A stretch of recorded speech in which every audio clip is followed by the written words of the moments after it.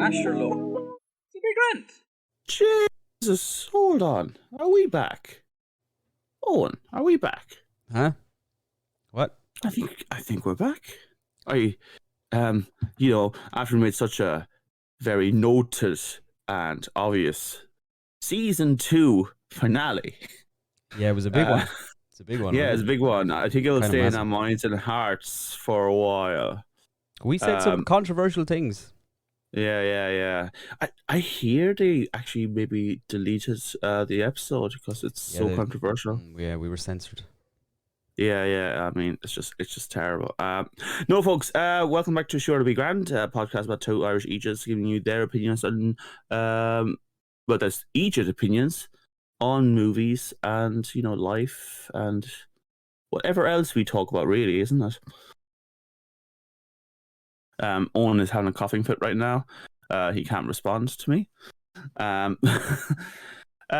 We kind of ended up having the season cut a bit short last year due to the world. I had COVID. Yeah, there you go. I didn't want to say it in case. You can tell people. Yeah, I had COVID. yeah. Don't worry He about had it. COVID.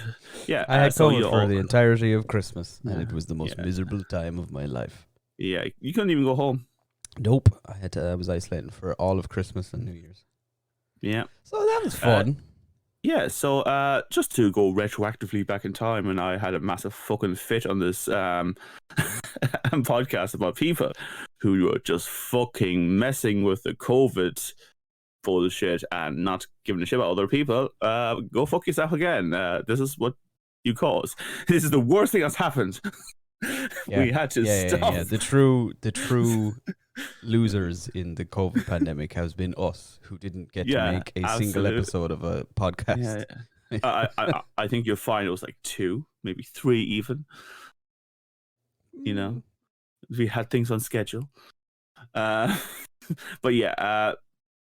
we hope you had a good Christmas. We hope you had a happy New Year. And we hope you're in the mood for us, because I know I certainly am not. Hi. Anyway, we are starting with our first movie this season with, and I know for a fact one of our listeners is going to be delighted with this. Now hold on a second. Before we give it all away, we have several things to go over. Briefly, as briefly as possible. Number one, here it is. Just talk about Spider-Man for a minute. Oh yes. Just Spider-Man, go ahead. yes. Just do it. Let's just do it because we didn't get to do it, and we were said several times we were going to do it, and we didn't. But we both did see Spider-Man. We saw it. It was a Spider-Man. Yes, we did. And we went to see it, and it was a movie. I loved it. I really genuinely loved it to bits. I thought it was going to be a horrible mess that wasn't going to work. And I was kind of hoping it was going to be a mess at one stage. Spoiler warning, though I don't know how you would know this. So, like, if you haven't watched Spider-Man movie, maybe jump like 5-10 minutes until you hear one of our sound bites. But if you haven't watched any of the Spider-Man movies that have ever been out, all 75 of them, stop listening. Yeah, skip ahead. Just skip ahead. Okay, and skip now. Yeah, I was kind of like, there was a really terrible dark place in me that hoped that Andrew Garfield and Tobey Maguire weren't actually going to come back for this movie. It was all just rumors. Dude, I'm heavily on record as saying I could not wait. I was genuinely a little bit invested in. I kept thinking, like, what if they're not in it? That will be the funniest shit to ever happen. Yeah, and it's coming from people who love Spider-Man. But I just really couldn't. It was movies. It was going on for so long that it was annoying me, and I was just like, I cannot wait for the fucking fume. Where if it's just Tom Holland and the other two are not in it at all. Yeah. But hey, they are in it. Yeah. And I was delighted because I was thinking, it's going to be one of those things that he's going to be in his final battle against and like in the last minute, the two boys show up coming through the universe, and it's just going to be a few smart lines, and that's it. But it's not really. They come in about halfway through the movie. They're part of the plot. Somehow, this movie has a plot, which is like when I said it's a movie earlier, that was a compliment. Yeah, because it's actually more or less cohesive. Like, it's not a shit show, which is a high compliment. Yeah, that I can pay it. I didn't really love it as much as Dan did, to be honest. Yeah. I thought it was grand. It's definitely not my favorite Spider-Man movie, but it was good. It's a good It was very much an Endgame type experience. Yeah, for me. Yeah.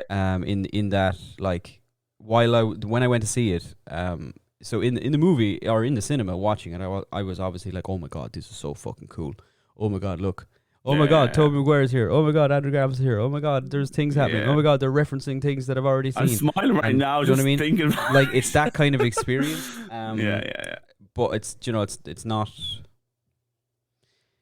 like it's an event movie. Now, it's an event movie. It's not from me. I know you've said you've watched it like 5 times already, but your brain doesn't work properly, so we'll let that slide.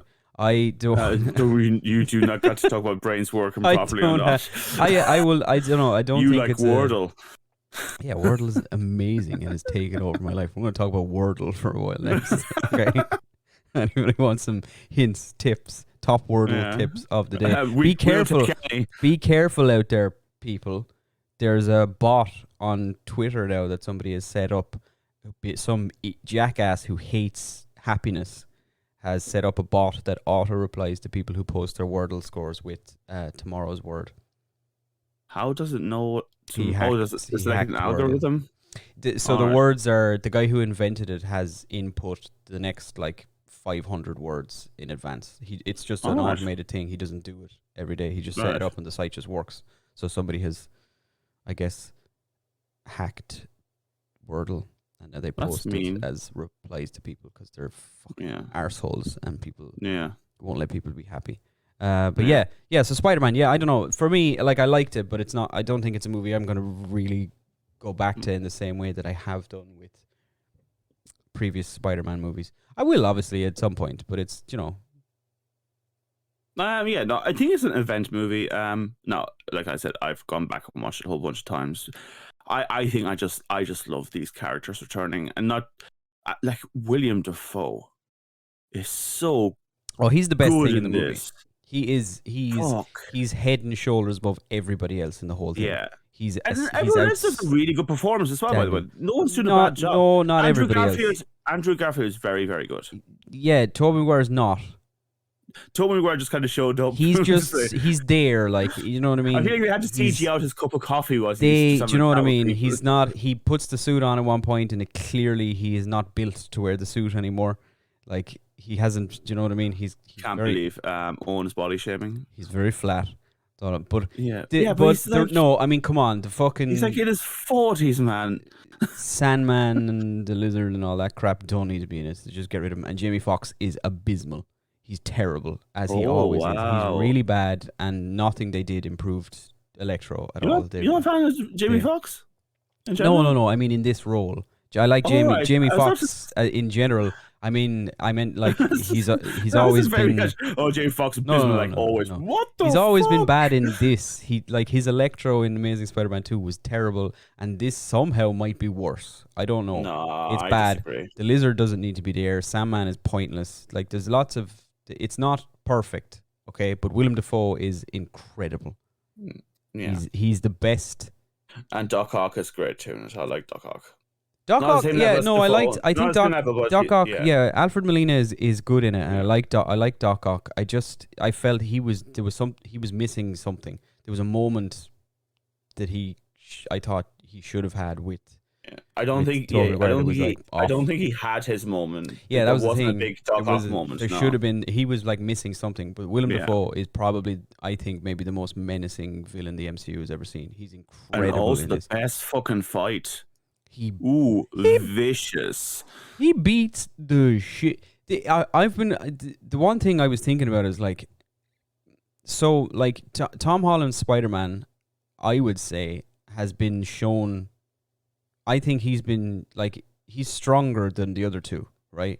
Like the feats that we've seen him pull off are maybe like I don't know. Toby has shown some fairly similar strength feats, like like the stop the train and all that kind of stuff. That's yeah. pretty I up there. guess that took a lot out of him though.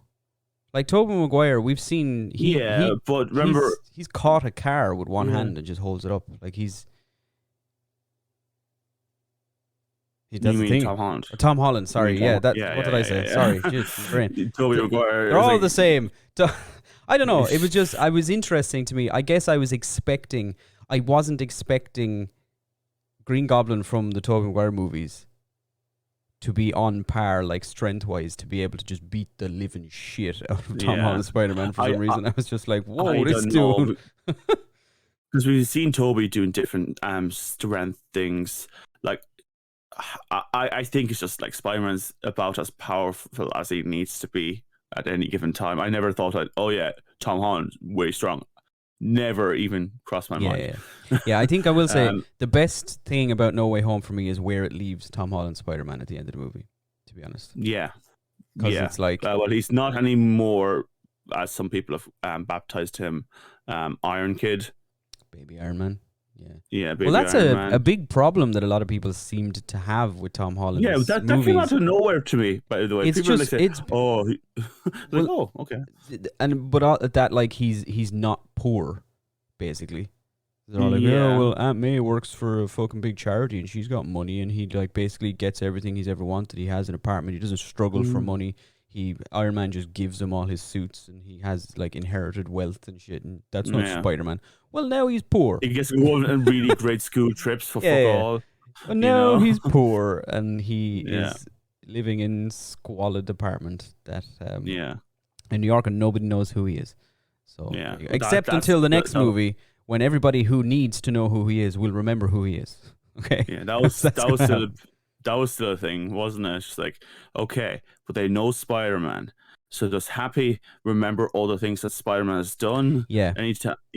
But this is why it's a magic wish.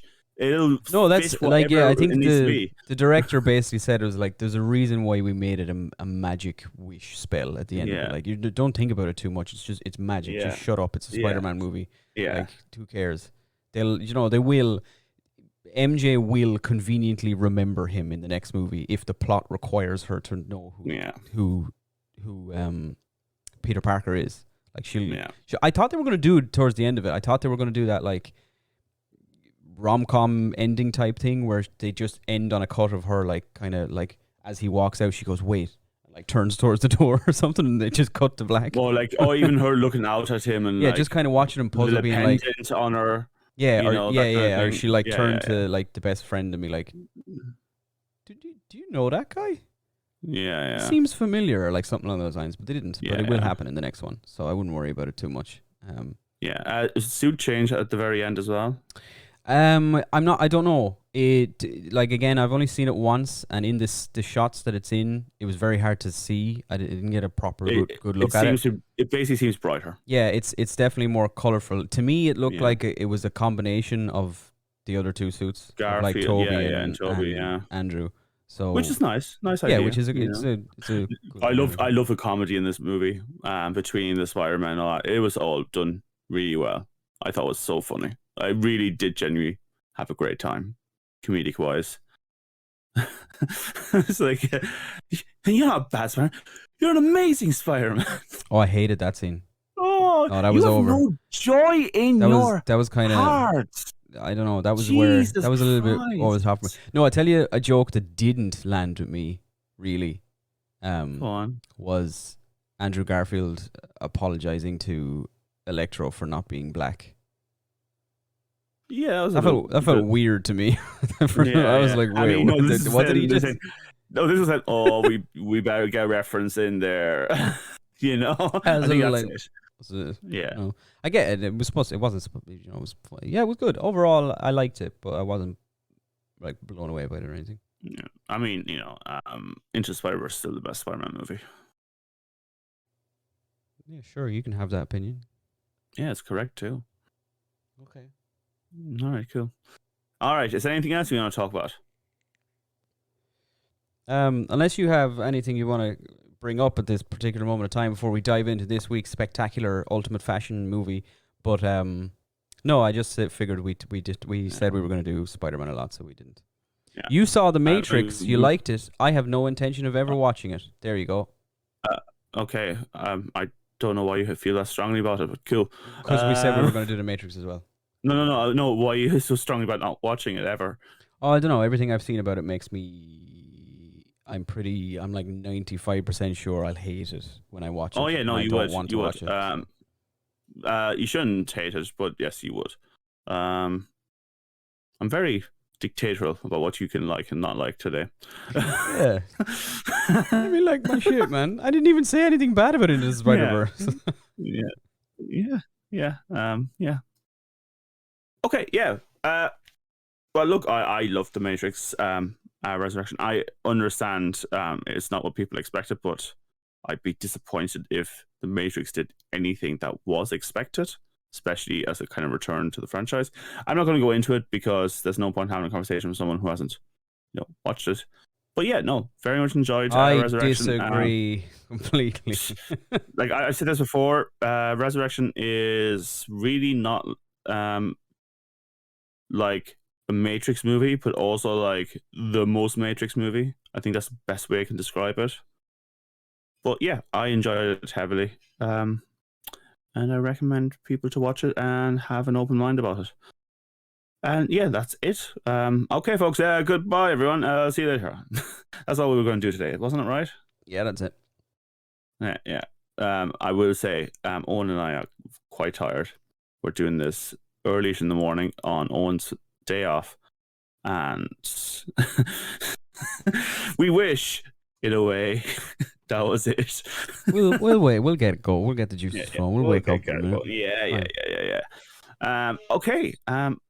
So, a listener called in, not called in, I haven't spoken to them in audio form in the last, 10 to 12 years. But Ricky, who you may have seen in the comments on social media, has asked me to put John Carter into the mix. And I said, that's a great fucking idea. And we decided to do John Carter first thing this season as a Season 3 start. So, Owen, John Carter. Yeah, tell us about it, Dan. Let's do an intro. Cool. All right, let's do an intro. So, John Carter, Disney movie, came out in 2012. If you never heard of it, I don't blame you, really. This movie had shockingly poor marketing. No one, like Disney seemed to have made it and then went, you know what, lads, we're grand. Don't even worry about watching this movie, which is a shame. But anyway, it's directed by Andrew Stanton. He directed and written. He's also been involved with like WALL-E, Finding Nemo, Finding Dory, Toy Story 2. He's a big powerhouse at Pixar. You know. Yeah, he's been involved in some way in like every Pixar movie, and he directed both of the Finding Nemo and Finding Dory and WALL-E and a couple of others. I think John Carter's is like his one and only live action movie. It was definitely his first. Yeah, which is interesting. Just as a little fact, that this movie has been in development how longer than any other, something like 70 odd years, and.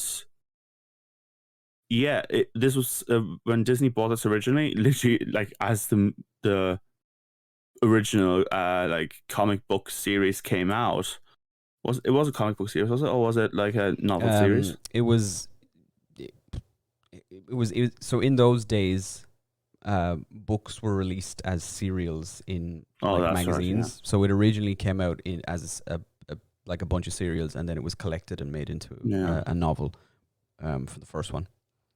Yeah. And Disney bought the rights to this quite early on, and they wanted to make this. It was originally meant to be an animated movie. So I kind of like that Andrew Stanton did take over and make this movie. Do you think this may have been more popular if it was an animated movie? If Pixar had done it, probably. Yeah. If Pixar had made John Carter of Mars, then yeah.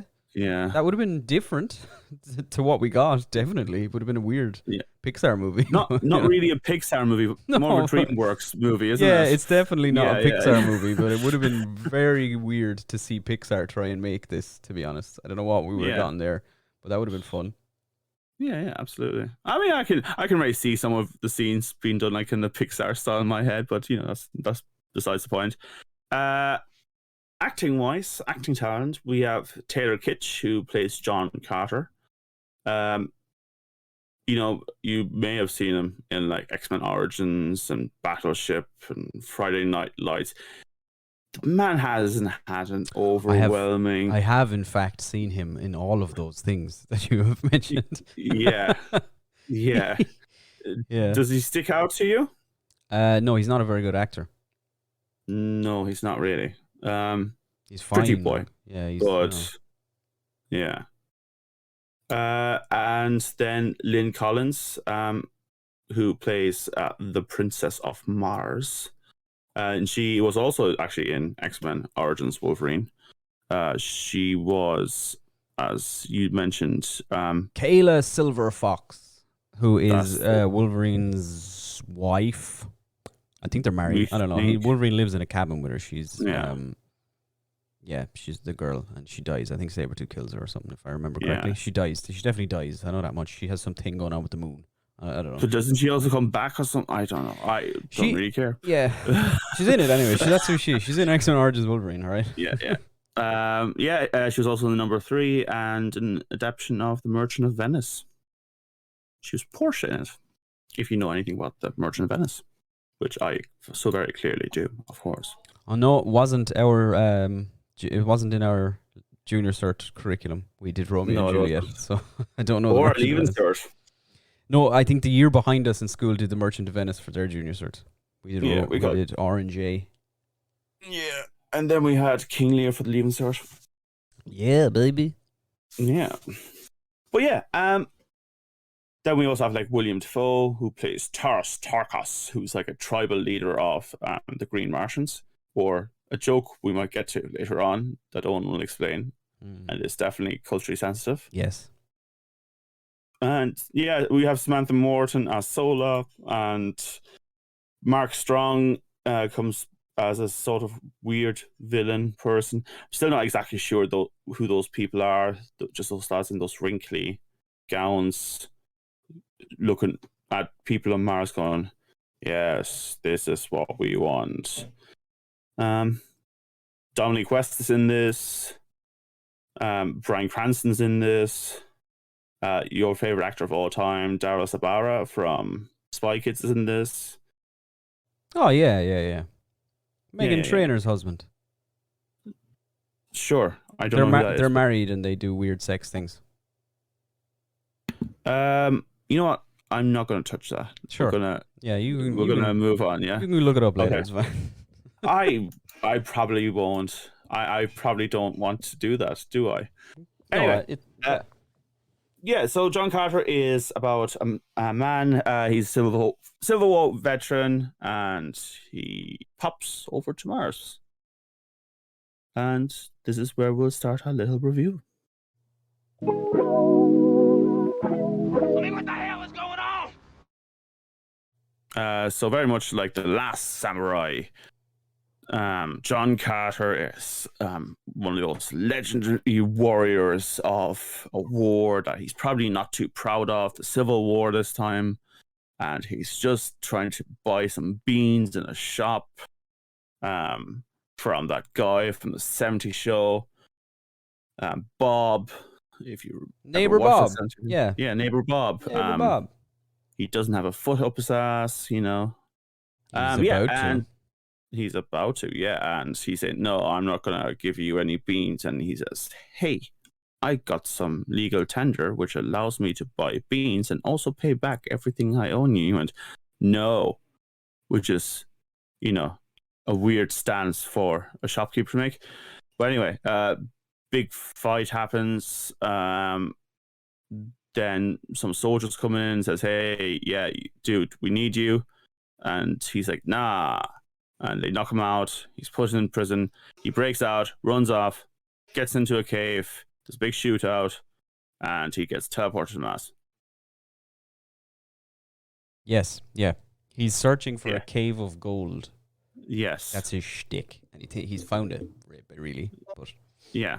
Unfortunately, he ends up on Mars instead. Yeah. Fortunately. Yeah, I suppose it's fortunate. Yeah. He's on Mars. He discovers that he has immense strength because Mars gravity is weaker. And apparently everything that grows on Mars and metal on Mars is also weaker in ways I can't really understand. And he meets green Martians who like raise him for a while or like look after him for a while. They're not great. Like they have weird hatchlings and they have a culture of you can't know your parents. Everyone's raised by the same people. They have issues with the red Martians, and there's a big war of the red Martians against the red Martians, and they wear like different colored capes. And Mars is just not in a good place right now. One of a princess gets attacked. John goes and saves her as the enemy tries to destroy her ship, and the adventure begins, and it's romance and weird aliens and and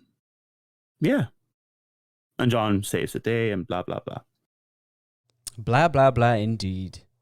Yeah. It's very much a movie that's based on a story from the early 20th century. Like there isn't a lot of like concise stuff. This is a warrior who is tired of war, who finds a new battle, but then finds peace with himself, and he also finds a girl he likes. Like we've seen this. That's a very pleasant description of John Carter and his plight. Do you have an unpleasant description? No, I just liked it. All right. Oh, well, that's good. Pleasant wasn't the right word. It was good. I liked it. Yeah. Okay. But yeah, what do you think of? Like, obviously, this is like it's kind of a parallel to what is happening on Earth at the time in America.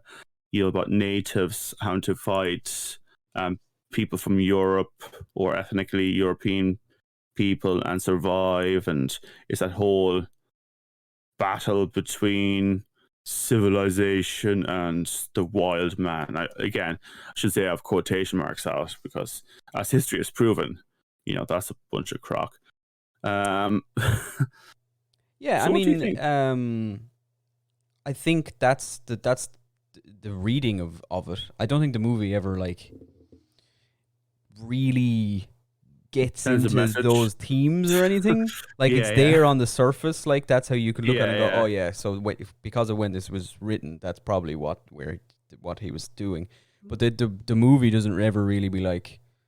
It doesn't have much to say about any of this stuff. It's this is a thing that's happening. There are native people and we're at war with them kind of thing. But also we're at war with ourselves. And, and also there's weird god creatures who have given us magical gifts. Yeah. I don't know who they were in the allegory. But they're knocking around somewhere. I think they've just been like viewing it, and they apparently have like connections to like Earth and I think the other planets. There seems to be hints that like there's like a network to all the planets, I think. When they're in that weird space cave on Mars, you get the impression that it's like these what are they called? The Turn, I think, or something they're called. That this is like a thing that they do. Like they're like the Watchers, the outsider people, and they rock in to a planet. And we don't know why. You get the impression they have some sort of a goal or a plan, but I don't know if their goal is to just like seed chaos and fucking destroy civilizations, or like if they have a more lofty kind of long term, you puny mortals don't understand what we're doing type thing. Yeah. But they're there. They certainly are. Yeah. So a big thing of the story is that the king is trying to marry off his daughter to the rival clan within the Red Martian Society, and she doesn't want to get married, and she's very much like, "Hey, I don't want to prevent a worldwide civil war." Look, I get like arranged marriages in this are horrific things, okay, but when your species is I feel like they imply in the movie that has been a decay of population because I think the waters have reduced, and I guess they only have that last bit of water left and all this kind of stuff. Yeah, your one Deja, who's the princess in it, she says she's having a conversation with John at one point, and she mentions that there hasn't been water since the old times or on Mars and all this kind of shit. Like, so you get the impression the planet's falling apart and they haven't got much left. And their enemy, Dominic West, the Knight of Glyn, Mr. The Wire, has a super advanced space hand cannon that he was given by mystical aliens. So they have no chance of beating him. And the king is just like, just marry him, bitch. Just fucking, come on, save our people. I'm trying to be noble here. And she's like, no, I'm in love with a cowboy from Earth. Or I'm in love with Jarsum. That's the... Because Mars is called Barsum. And Earth is called Jarsum, I think. And the sun's still just called Sol. Sun is still Sol. Yep. The Greeks colonized Mars, as we very well know. How else did they name their god after it? Yeah, I got the impression that maybe Mars is life Roman. started on... Is Mars is Roman, right? Yeah. Yeah, but I think Sol is Greek. Yeah, but yeah. I mentioned the Greek gods. That's why I was correcting myself. Mars is the Roman version of Ares, right? I think that's it. Yeah, I think so. Yeah. I know stuff sometimes. Yeah. I'm probably wrong. I probably got that wrong. I'm always really surprised when I find out that people, when they were teenagers or like young pre-pubescent kids, didn't have like a Greek phase where they just learned everything about the Greek gods. Because I definitely did. I know you did. Like any close friend I know did. You just get into the Greek gods and look, that's cool. I'm still in it sometimes. Yeah. Come in and out of it. It's awesome. Yeah. I love all that shit. Yeah. I recommend like Stephen Fry books like Stephen Fry's Heroes and Troy and that kind of stuff. Really, really great listens. Or read if you still read. Which I think is not a thing anymore. Yeah, I read.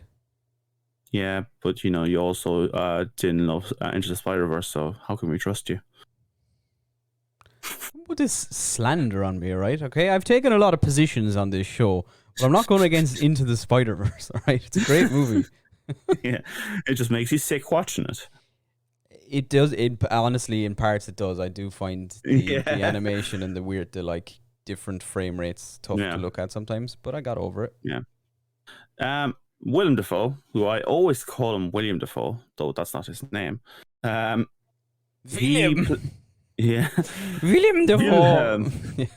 He's not even that kind of Wilhelm. It's Willem.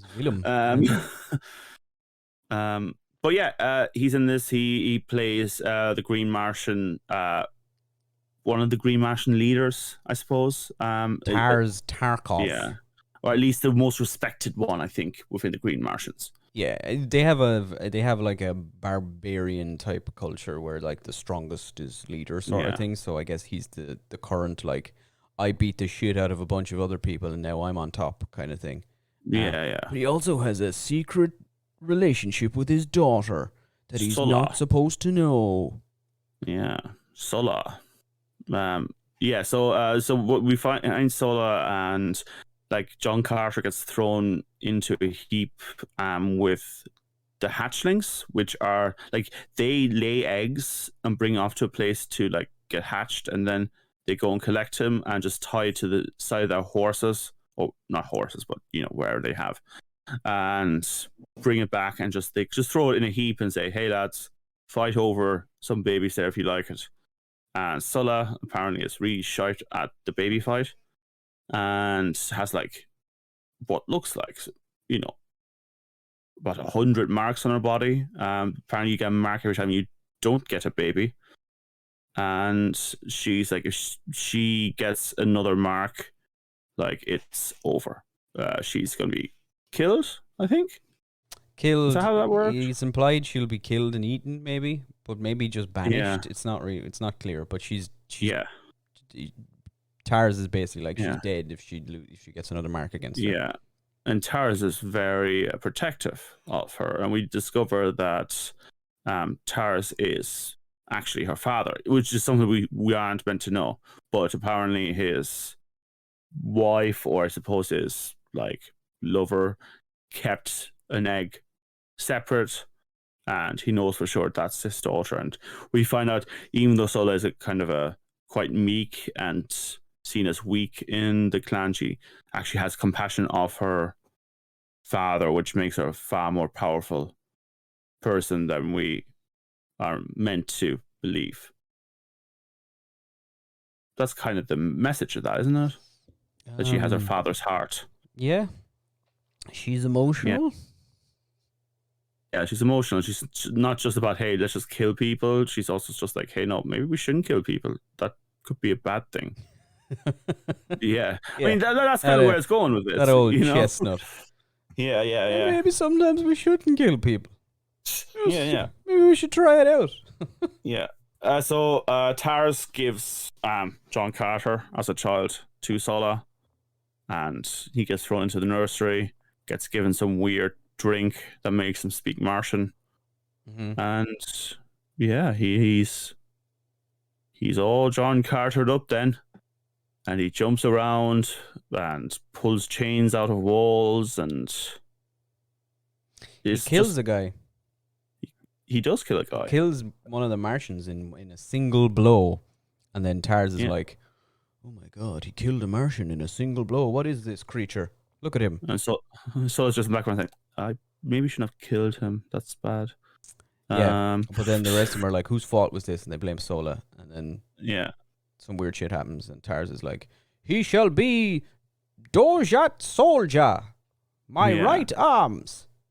Yeah. And they don't really endear the Green Martians to us, though, because like there's basically a dog in this movie, like some Mars dog, and they just beat the absolute fuck out of that dog.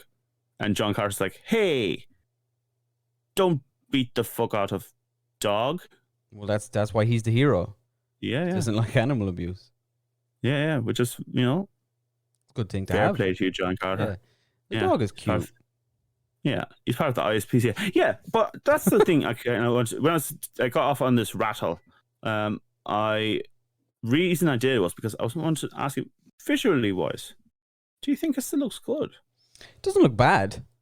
It doesn't, to really, be honest. does it? It's it hasn't, because this is what, 2012, so it's 9 years ago. It hasn't aged as much as I thought it would. Like the CG, the effects and things. Like there's moments of it where it's it's not as like ultra realistic as things can be nowadays, but it's still pretty good. Like it's Honestly, I think the only real difference is that like textures aren't as high fidelity as they are now. That's about it. Yeah, I'd say so. Yeah, it looks good. Everything kind of fits. The ships look amazing. I think the ships look so well designed. They look cool as like this dragonfly feel to it. They're also obviously mixed a lot with it, and like practical sets with CG as well. So you get people like who jump on basic, I don't know, flying motorcycle dragonfly things, and they actually sit on a real thing, and then they cut to a scene of them moving away slowly, like, and stuff like that is always would make me feel like it's more real. Like I'm not part of the fuck CGI is bad, because most people who say that shit don't even notice CGI that's in the movies. Like they're just not aware of it. Good CGI is everywhere. It's in everything. But just CGI in everything. Yeah, honestly, you could look for like the movie that you think has no CGI, and I guarantee you there's a street in that movie that has just been CGI'd up. And it'll be the most random thing in a shot. Like it'll be a completely like in-camera shot, and there'll just be one thing in it that they were like, well, let's change that. and they fix it and it looks perfect and nobody notices ever. Yeah. Good CG is everywhere and you simply can't. You don't notice it. That's it. Unlike us, we notice everything. No, we don't. Like, there've been many times where I was just like, oh shit, that's CG. All right, grand. So yeah. So, but my point was like, I do appreciate still the use of practical effects, saying all that, and mixing the two, because I think that's how good CG does work. It uses CG to enhance practical effects. Yeah. You know. But yeah, just let's kind of go near the end of the movie. John beats the bad guys. Mars is cool. He marries Yuan. He finally moves on from his wife and child dying in the past, which is another one of those troubled warrior things. And he's just like, you know what? This metal, which you haven't mentioned at all, that allows him to travel between planets. I think the metal is like part of those weird alien god things technology, and one of them died on Earth, and they didn't know where. Even though these omnipotent beings seem to know everything, they just didn't know where one of their own died. Yeah. Maybe the guy was hiding. He was like, "Oh, I actually care about humanity, and I'm going to die in this cave," or something. I don't know. But yeah, John like throws it out in the back, saying, I am staying on Mars," and instantly, one of those god beings, who's in disguise of like a guard, comes out like, got you, bitch. Yeah, fuck you, bitch. You're going home. We don't need you here ruining our plans. Yeah. Which he already has, but never mind. Sends him back off to Earth. He's all sad, but anyway, wait a second. If there is a gate here, there must be a gate elsewhere, and they might have another metal. So he just does that for about 10 years. Yeah, and he's like super rich now because he wakes up in his cave of gold, and now so he has a shitload of gold. He becomes a fucking ultra wealthy man of the South type person. Yeah. And basically, he's like, you get the impression from, because the kid from Spy Kids is actually playing Edgar Rice Burroughs, who's the author of the books, who also wrote Tarzan. I say he wrote Tarzan, as Dan asked me while we were watching. No, I don't mean the Disney movie Tarzan. I mean he invented the character of Tarzan in like the 50s or whatever. But no, older than that, the 1910s or whatever. But older than that, I don't know. So that's who that kid is. And John Carter's supposed to be his uncle. The author like put himself in the story. You get the impression from him that like John Carter just became this like reclusive, super eccentric, wealthy man kind of guy. And he just spent all of his time like searching all over the world to find a cave that would allow him to teleport a copy of himself. To Mars. That's the big deal. Yeah. It's not just him, but it is. I think him. It's his consciousness. It's not like his consciousness gets put into a new body at the other end, because it seems to be a continuity. Like, but so like this is so like the first time he goes there, does the metal create a physical copy of his body on Mars and swap his consciousness? So when he goes back to Earth, is there a corpse on Mars? Yes. Similarly to where there is one on Mars. So if he, because I asked this while we were watching it, because you go there by basically clutching the medallion, and he says some weird fucking phrase, and he goes Barsum, and that's where he goes. If he says one of the other planets, would he go there? Yeah. Does he go to the other planet, and then there's 3 John Carter bodies going around? Yeah. If he dies when he's in his body on Mars, does he wake up in his body on Earth? I personally think the body was just like, he doesn't necessarily have to have a body created there. His consciousness alone can move there, because all those alien god people, they just basically took other people's bodies over, or they just appeared as like visions and that kind of stuff. So I think the physical body was just there as a conduit, because he doesn't understand how the metal really works. Maybe. So he could just appear as like a weird Force ghost. It was an exact physical copy of his body though, because that's why he was so strong and shit. That's how they explain it in the movie. Is that the reason he has super strength and stuff on Mars is because of difference in gravity and also his bone density from growing up on Earth. Gravity makes him like super strong or whatever. So it's an exact copy. It's not like it's not like some like it's a Martian body that looks like John Carter. It's his exact body, exact of. And I mean, I think there's a hint at the red Martians on this planet. I think there's a hint that they're basically meant to be like related to Native American people in America as well. Yeah, go on, say it. Is this where I talk about it?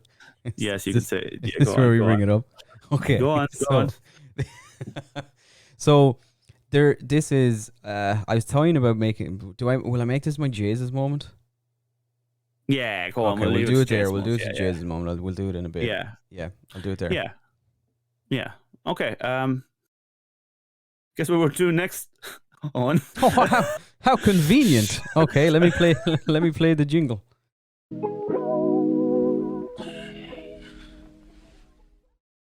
I don't have a Jesus moment this week. Actually, I couldn't come up. Couldn't come up with anything. It's weird one. No, I have I have a brilliant one. I don't want to say it. No, it's brilliant. Shut up. This is hilarious, and you're all gonna love it. So, my Jesus moment was about midway through this movie. Is when John Carter realizes he's on Mars. Like, he's on a different planet for a solid hour of the runtime at this point. What is potentially like a few weeks in the movie. Yeah. He's met aliens, several of them. Like, he's been kidnapped by them. He's drank magic Martian juju juice. He has seen giant alien dogs. He's seen flying ships and swords and magic weapons and teleporting, and he has super strength. And it's not until like all of this has happened that he finally at one point goes, wait a minute, where am I? And then it's explained to him. They have this moment where your one draws a map of the solar system and they name the planets and shit, and she's like, no, we're here on Earth. And she's like, Mars. She's like, no. She's like, no. That's Jarsum. We're on Barsum, and points at Mars. And he's like, whoa, I'm on another planet. And I couldn't get over the fact that for this entire endeavor, John Cars just thought he was in Mexico.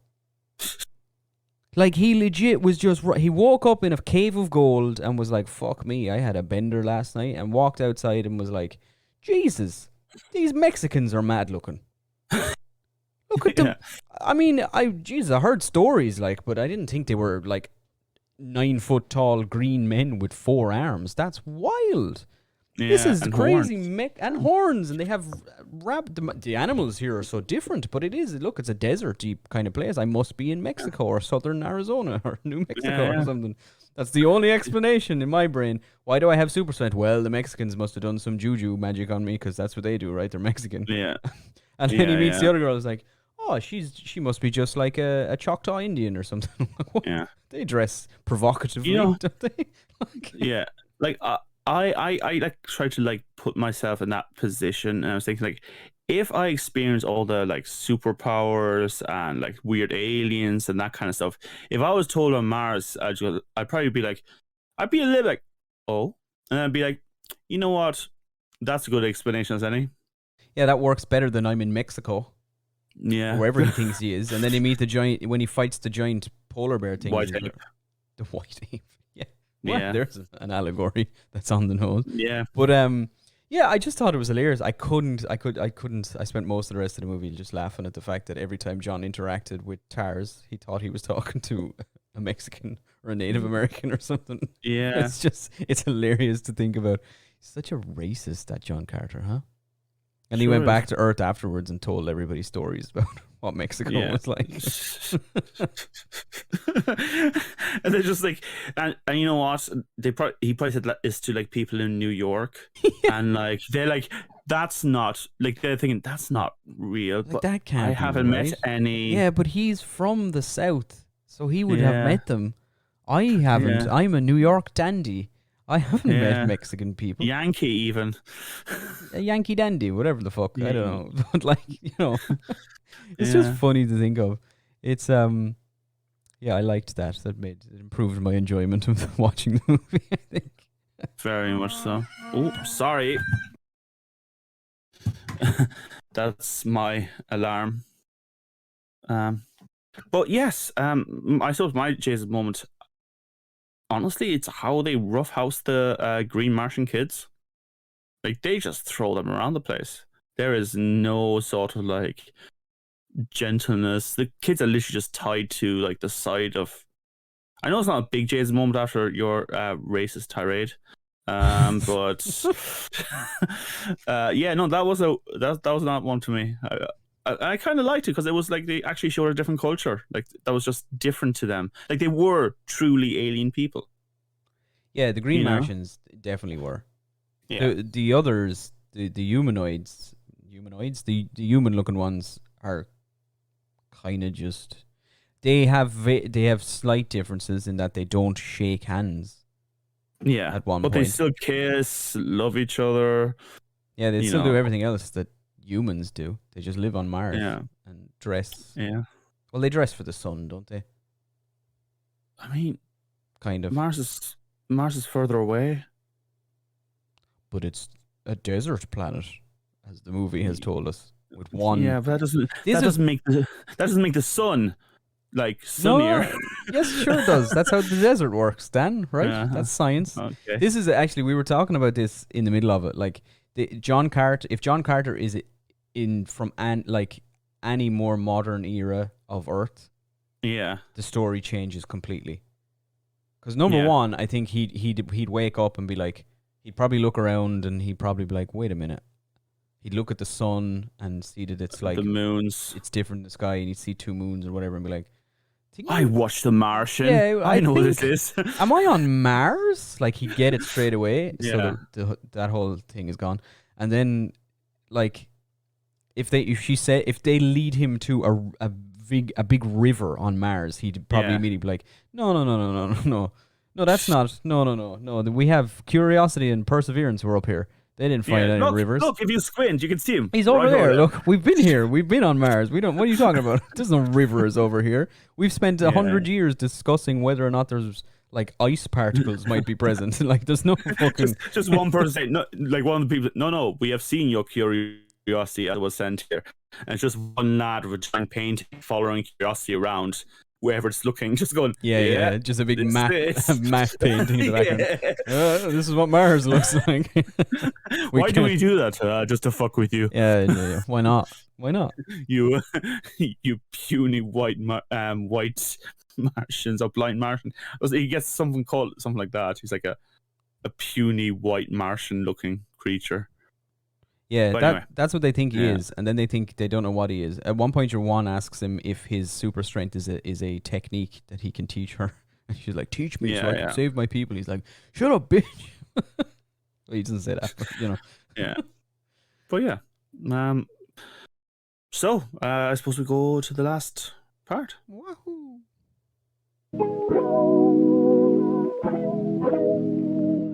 Yes, Mr. Frodo.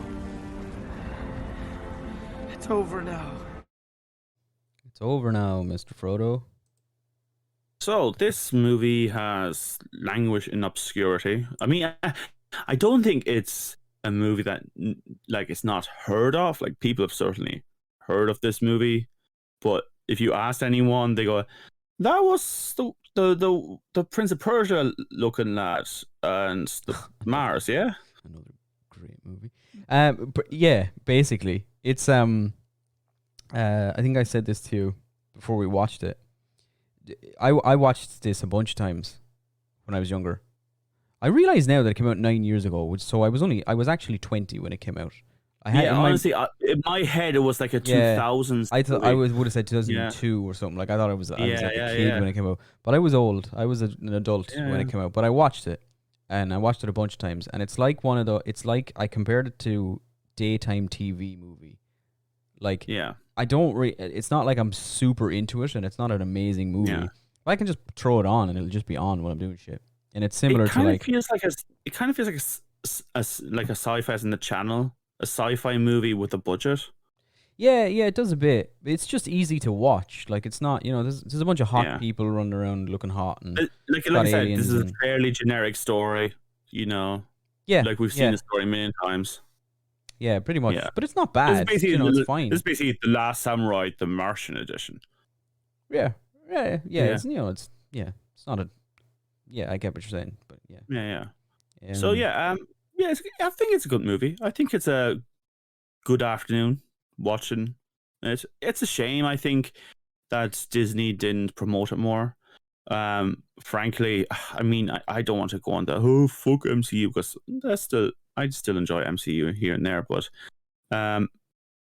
it's definitely things like, I miss Disney doing like new things. Even though I know this is like an old series in its own right, but like I miss Disney like doing like non-franchise shit. I miss anybody doing non-franchise shit, or just making a movie that lacks all intent to become a franchise. You know what I mean? Yeah. You don't have like, it's my biggest gripe with movies these days. I'm just let it be a movie. It's a movie. It's a movie. It doesn't have to have a sequel. It doesn't have to have some sort of spin-off universe. It's just a doesn't fun have to movie. Doesn't have to reference other things. Watch this and go, I kind of wish there were more of these. No, see, that's the thing. That's my Jesus. That's my biggest issue with like, it's the way people consume movies now as well. As like, wouldn't it be cool if we got a prequel series about Tars Tarkov rising through the ranks of the Green Martian people? And you're like, no, why? No, shut up. You have a brain. Imagine it yourself. It's a movie. We get the movie. We get the story. Watch the movie. It's 2 hours. You sit down. You have fun. You eat your popcorn. You talk about it afterwards. That's it. I just want to see the other plans. That's all. Use your brain. Think of it yourself and go. But then don't watch any movie or don't read anything. Yeah, I won't. Use your brain for everything. I will.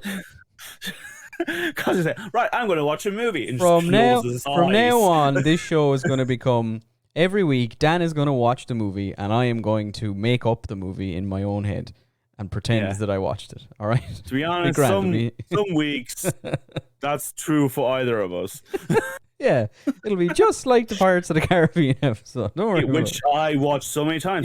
Cause you just went, nah. Yeah. Owen, what are we doing in 2 weeks? What are we doing We're watching a brand new movie spectacle from Roland Emmerich. We're doing Moonfall. It's coming out in 2 weeks, and it's got people in it, and it's about the moon attacking the Earth or something. The moon explodes. Looks dumb as fuck. Looks absolutely insane, and it's the guy who made Independence Day and shit, so it's bound to be a hoot. So we're gonna go see it. The cinemas are back, baby. So we're gonna go. I'm gonna go see it. I'm actually was looking at booking tickets this morning. It's out on February the 3rd. So I'll probably go that day and watch it, and then we'll do the episode and put it up on the internet, and y'all can listen to it. That's the premise of a podcast. That's how they work. Yeah, they surely do. But yeah, hope you enjoyed the episode. We'll be slightly more awake next time, hopefully. Maybe. Fingers crossed. But yeah, welcome to season 3. We'll be having episodes every 2 weeks. We'll try to be a bit more active on social media. It's a promise we always make and always keep. And yeah, we'll talk to you in 2 weeks. Love you. Bye.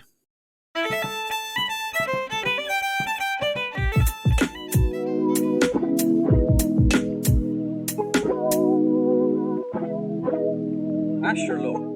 It's a big grand.